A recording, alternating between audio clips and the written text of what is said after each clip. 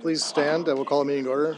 Please stand for the Pledge of Allegiance. Of the United States of America, and to the republic for which it stands, one nation, under God, indivisible, with liberty and justice for all. Welcome and good evening, everyone. Tom, take the roll call, please. Mayor King. Present. Councilmember at Large Austin. Present. Councilmember Baker. Here. Baskin. Present. Fisher. Present. Pashusta. Present. Kelly. Present. Postma. Present. We have a quorum, Your Honor. Thank you, Tom. Item number 1 is a motion for the adoption of the agenda. Motion to approve. Second. All in favor? Aye. Opposed? Motion carries. Item number 2 is a motion approving our minutes from our January 16th, 2024 meeting. So moved. Second. All in favor? Aye. Opposed? That motion carries. Nothing under recognitions and awards. Item number 4 is a motion for the consent agenda. So moved. Second. All in favor? Aye. Opposed? Abstain. Abstain? Okay. Tom, need a roll on that? We're good. Item number 5 under petitions and requests. Item number 5 is accepting a MnDOT airport grant for the fuel systems project. Stephen? The fuel system replacement has been an item in our CIP. It's been one of our top airport items for about the last 5 or 6 years. And we found out earlier in late 2023 that we became eligible for a grant. At that time, we awarded a contract to SEH to begin the design services for it. And this is the follow-up grant to go along with that proposed project. This is for the design and development of plans and specifications for new fueling system at the airport. We are working within an overall project budget of about $600,000 for the project, and the design consultant services total $82,400 of that. We anticipate we will get a state grant to cover 70% of this cost. So $57,680 will be covered by a state grant, and our local cost is $80,000.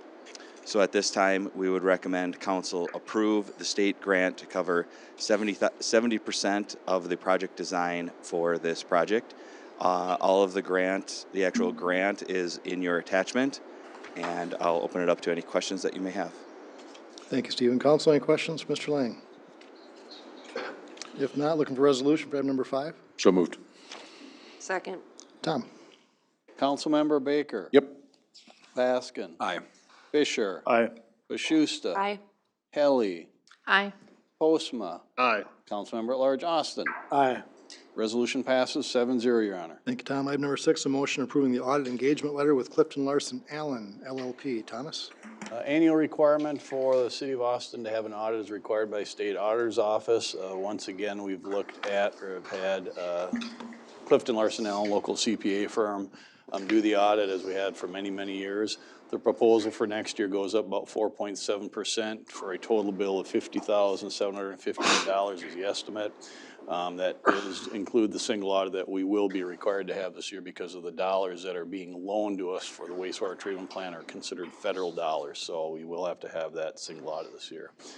Again, if council wishes to look at changing auditors, we need to go do an RFP and would need to start that in late spring if that's what council would like to do. But for this coming audit, we'd recommend CLA do the audit.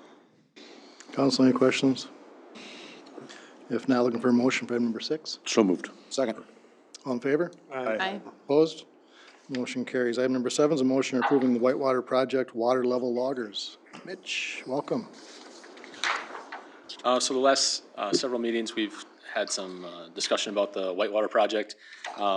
This proposal in front of you is for water level loggers. It was included in the preliminary design proposal from the consultant, but it's kind of time sensitive. They want to install these in the late winter when the flows in the river are low, and so they can capture higher flow springs or flow rates in the spring. And the cost to do this is $7,000, and we've received a donation from the Austin Eagles Club for $7,000, which we would apply toward this to keep the project moving. If we didn't do it and waited until the complete preliminary design was signed, it would just kind of delay the project another year. So I'd like to get it out of the way as soon as we could. All right, this seems like it gives us a longer time period to measure that water level also. Correct. And then the 7,000 just happened to appear at the absolute right time from the Eagles. So, council, any questions for Mitch? So what are the results of these gonna provide, or? So these water level loggers will help calibrate their river model when they go to look at the floodplain impacts of the project. So it helps them determine that their model is accurate versus just guessing that it is. Any other questions for Mitch? If not, looking for a motion for item number 7. Move to approve. Second. All in favor? Aye. Opposed? Nay. Okay, Tom, need a roll? I'm sorry, who had the motion? And No, who had the motion? Paul had the motion, I second.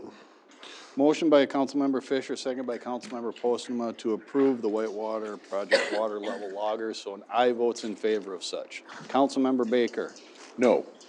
Baskin, Aye. Fisher, Aye. Pashusta, Aye. Helly, Aye. Postma, Aye. Councilmember at Large Austin. Aye. Resolution passes 6-1, Your Honor. thank you, Tom. Item number 8 is a resolution appointing election judges for 2024. Tom? Before us tonight is a requirement for us to appoint election judges for the March 5th presidential primary, the August 13th regular primary, and then the November 5th general election. And we have a list of all the possible election judges in there. We would like to take out Mr. Boughton. We'll get something later, but otherwise, these are the individuals as of last week that we'd like council to officially appoint. Motion to approve.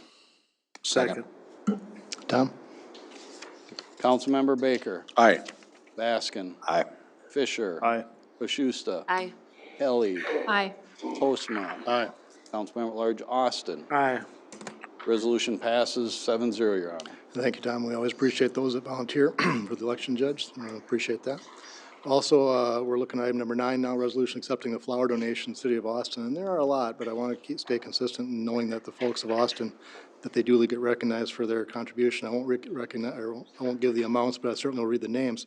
And please know that the lowest donation was $5 and the highest was $15,000, and we appreciate them all just the same. So whether it's a little or a lot, we certainly appreciate those people for giving to the flower program. That'll be beautiful next summer. Larry Andreessen, Mike and Patty Ankeny, Daniel and Rebecca Astrup, Jeff and Diane Baker, Greg and Amy Baskin, Jason and Katie Baskin, Nancy Beck, Peggy Benskoffer, Judy and Dick Bergen, Cyrene and John Berthium, Judy and Lee Bjorndal, Fred and Carolyn Bogut, Roger and Sherry Boughton, Patrick Bradley, Richard and Laura Carlson, Ron Weisler from Center Court Apartments, Colette Chafee, Cheryl Christopherson from Clifton Larson Allen, Gary Corcoran, Catherine Coyle, Mr. and Mrs. Joseph Davison, Robert Devine, Terry Dorsey, Thomas and Lisa Dunlop, Joanne Item, Leanne and Jeffrey Edinger, Quentin and Marlene Fiala, Lowell Foster, Jeffrey and Maria Frank, Phyllis Freund, J.C. and P.T. Frid,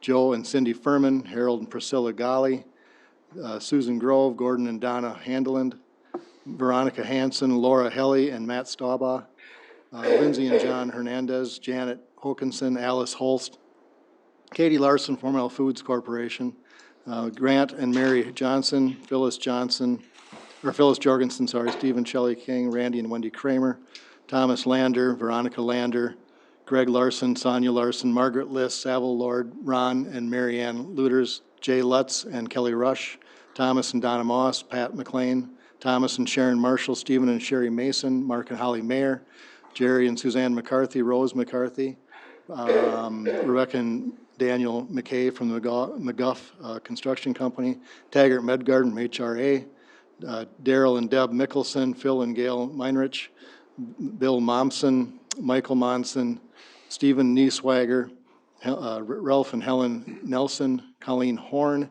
from the Moore County Historical Society, Betty Olson, Ralph and Judith Pessinen, Richard Pashusta, the 11, Mike and Stephanie Postma, Patricia Purcell, Peggy Queensland, Mark and Gretchen Ramlow, Bonnie and Tim Reitz, and Bonnie and Tim Reitz were honored with the other one.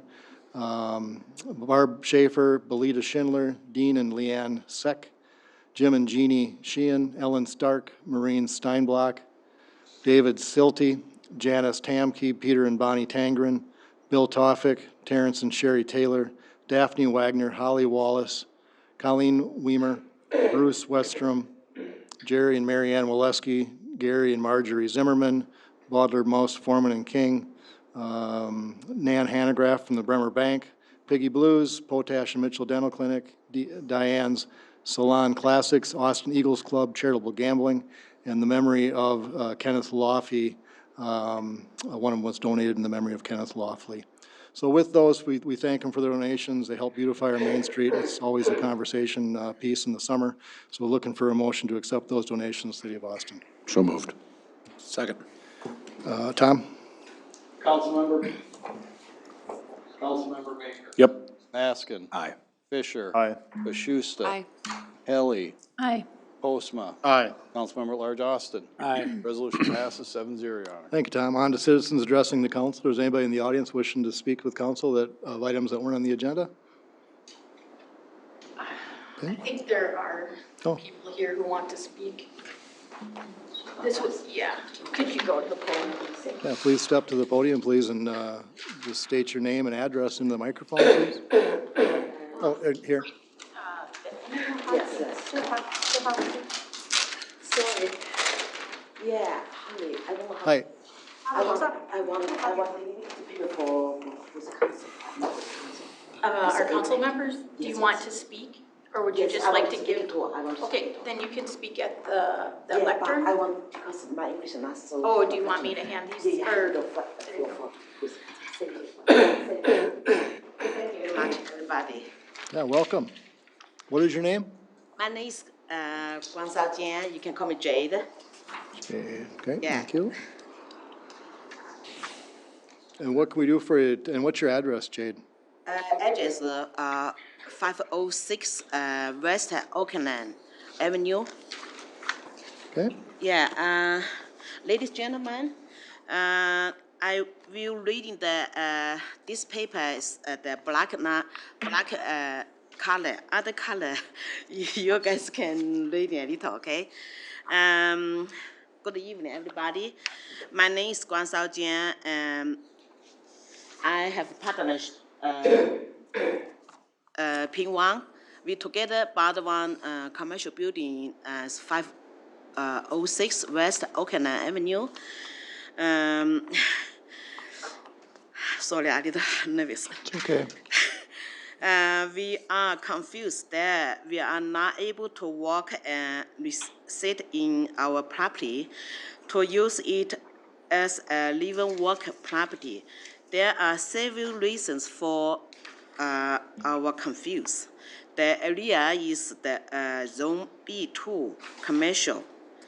Near us are a barber shop, a beauty shop, and a new salon and appear to be living worker properties.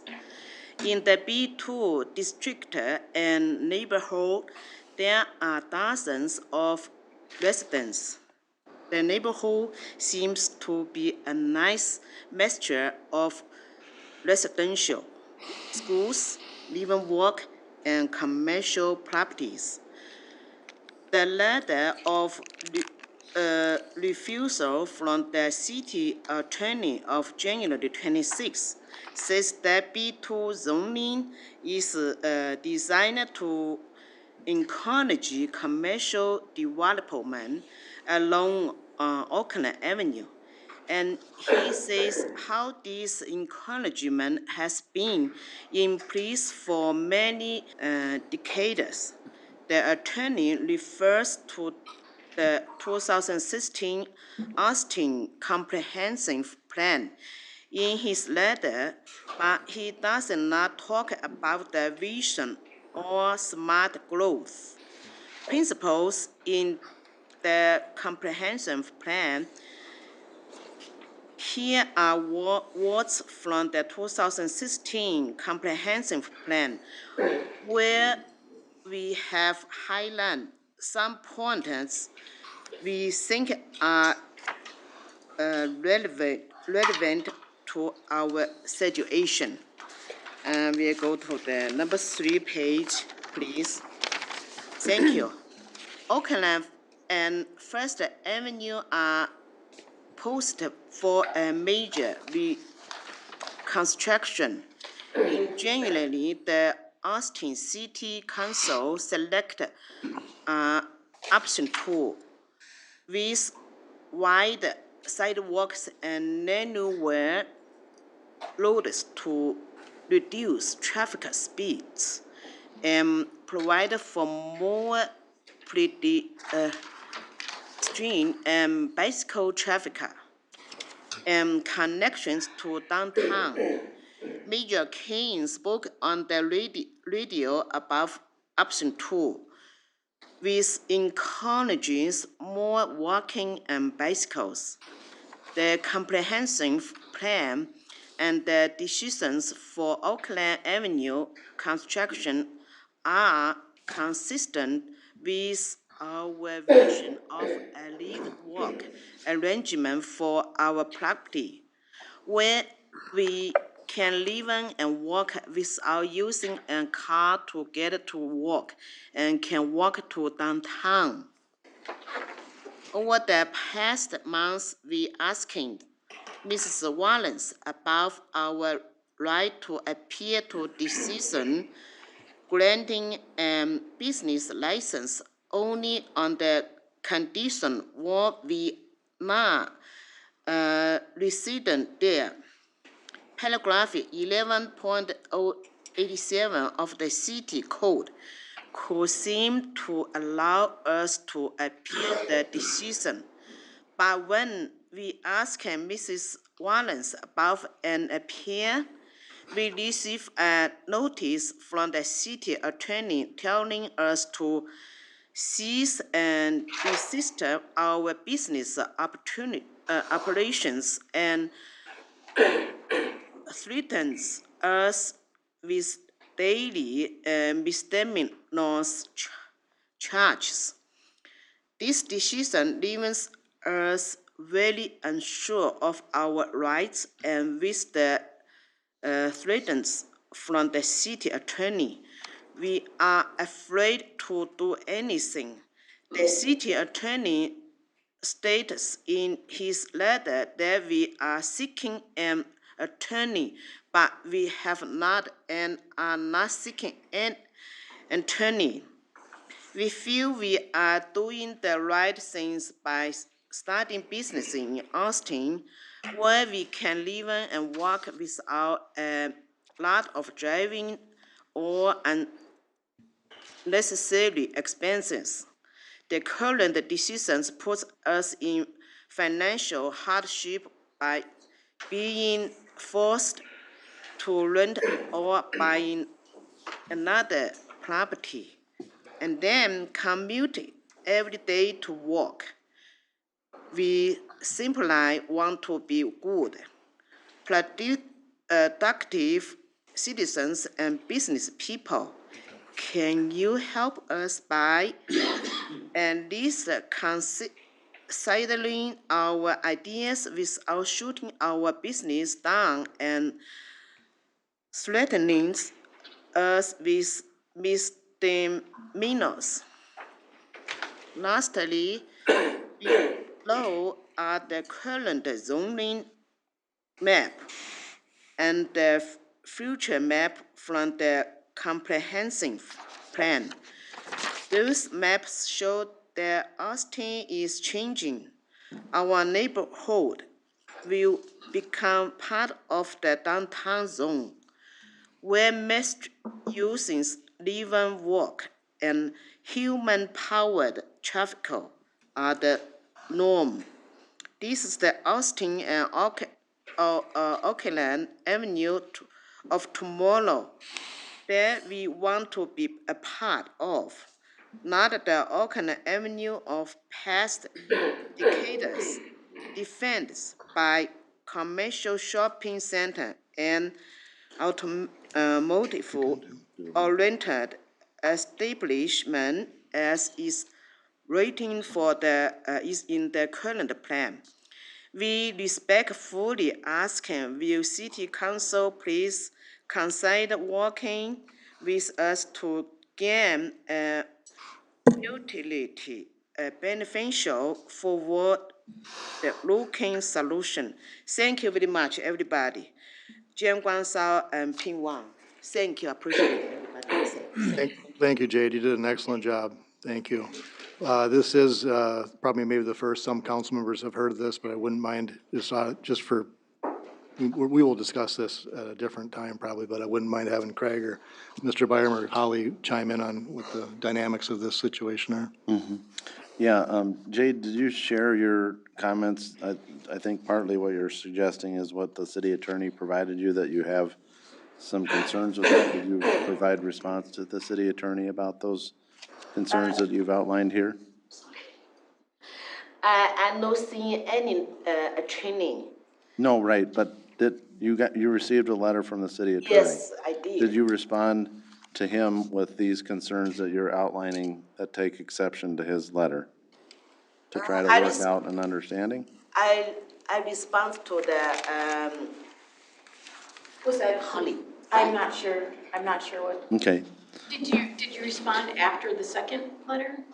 Yeah, I respond to you, say, I will follow you guys, then I ask something, help me writing, because, Okay, Yeah. I'm not sure, we had a couple, there we go. I'm not sure, we had a couple of emails back and forth, and then Mr. Byram drafted a couple letters, to go into more detail about why their live-work situation wouldn't work with our current zoning code. okay. And then kind of what options they might have, but why our current policy doesn't really support, what they're seeking. Yeah, so similar to, you can't run an auto repair shop in a residential area. In their business, they want to both live and work there. Unfortunately, the zoning code doesn't allow for that, and they've also asked for a massage license, so we haven't granted the massage license because it's not, when we did the inspection, they were both living and working there, and we're transparent about that fact, so that's why we've held up the massage license and why this would be an issue. Long-term, the Oakland Avenue corridor, I think our goal of our comprehensive plan is to see that turnover from right now as you're driving down it. Is it residential, is it business? Our long-term goal is that that would be a business corridor and not a residential. Certainly understand the advantages of both living and working and not needing to have another rental place or another home, but that's just the eligible uses in the zoning code as it is now. So if council's all right with this, can we send it back to staff to try to work something out? And if they can't, then we're gonna have to rule on either we go with this Please do. plan or the next. So just give staff and the resident a little time to come up with some solutions on this. Perhaps a translator. Yeah, she did very well. Translation but yeah. services, maybe the Welcome Center Sure. can help us with that. And we'll just do that. We'll have city staff work with you and see if there's some resolution. If not, it might have to come back to council for a formal vote. Thank you. Anybody else wishing to speak to council that items that were on the agenda? If not, on to reports and recommendations. Craig? I have nothing, but Mr. Lang has an item. Stephen? I just want to mention for the public and council that coming up on Wednesday, February 14th at 5:30, that will be our street project open house here in the city council chambers. We have sent out about, sorry, took your thunder. Romantic. How romantic, honey. We're going to the streets projects. We have sent out about 175 letters to residents that are adjacent to street reconstruction projects. Mitch has worked on pulling those things together. And then following that informational meeting where we will take comment and information from the public, really just in a more informal setting, we then go to the Tuesday, February 20th council meeting at 5:30 for the actual official public hearing, where Mitch again will present all that same information that we presented at the open house. We'll also provide council feedback with what we heard at the open house, and then we'll look to go through the process for the public hearing on February 20th. So I just wanted to make council and the public aware that those hearings and open houses are coming up. Thank you, It's Steve. 5:30 PM, City Hall, council chambers, Stephen. That is correct, Perfect. for the open house. 5 to 7. And is this the meeting where the people that don't want sidewalks start the process, Stephen? Yep, these are the two meetings where the decisions on sidewalk should occur. Thank you. Rather than in August. Rather than at the assessment hearing. Right, You know, the okay. assessment's just about their dollar amount. This is about the improvements that are planned to occur that council is approving at that February 20th meeting. Thank you. If people bring chocolates and flowers, does that increase their chances of their input being taken or no? Hurt. All right, thank you, Stephen. Anyone else, Craig? No? No. On to city council for their report. Let's go with Laura.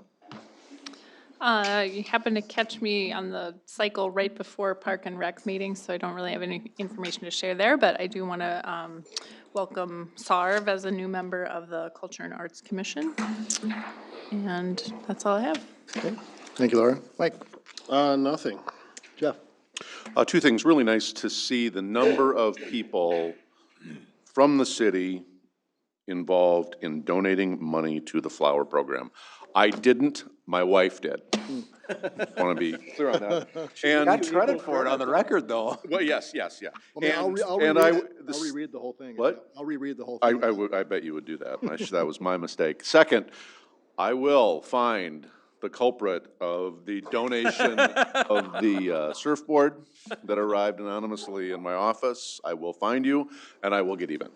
Just telling you right now. You're not installing the water loggers for us? I've got a ride to do it, yeah. That's it. Thank you, Jeff. Jeff? Nothing, Your Honor. JJ?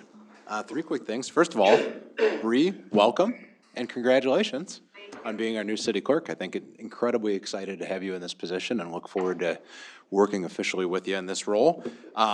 2 other things. So we had a European delegation in town on Friday that Councilmember Postman, myself, were among a number of people, former Mayor Reitz, the schools, that had an opportunity to present to them. And I think, we talk about the work that we do as a welcoming community, and to put in perspective how good we should feel about the work that our community does is they had 4 cities that they went to: Washington, D.C., Philadelphia, Pennsylvania, San Diego, California, Austin, Minnesota.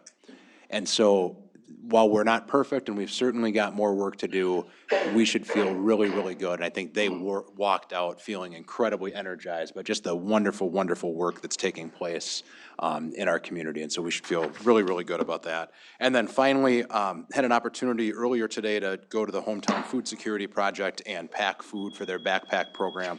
This is an organization that's doing just absolutely incredible work, and they are actively looking for volunteers to deliver food, to come pack food. So if you have some extra time and are interested, I think for our group, it took a whole hour. Definitely worth work doing. So thank you to the Hometown Food Security Project and the work that they're doing, and would encourage anybody that's interested in volunteering to reach out to that organization. Excellent. Thanks, Jason. Paul? Nothing, Your Honor. Joyce?